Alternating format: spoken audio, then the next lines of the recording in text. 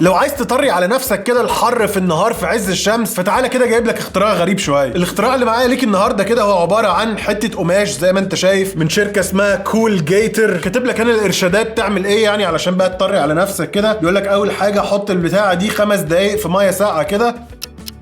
كان في كور صغيره جواها كده اتنفخت وبقت حاجه جيلاتينيه كده غريبه جدا بصراحه. بيقول لك بقى سبريد كونتنتس ان تشامبر، يعني الخامه الجيلاتينيه دي افردها بقى في القماشه كلها وبعد كده اسيبها في الميه ربع ساعه كمان.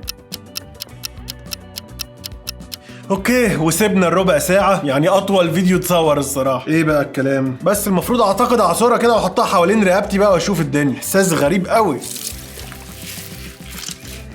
ساقعه واسيبها بقى كده. المفروض انا حاسس يعني بطراوه وان كانك حاطط كمادات ساقعه كده على رقبتك. المفروض تقعد يعني عدد ساعات طويل جدا محسسك ان الدنيا طراوه. عموما لو عايز تعرف اكتر عن الاختراعات اللي زي دي واللي يعني افيد من دي شويه، دوس على اللينك اللي في البايو.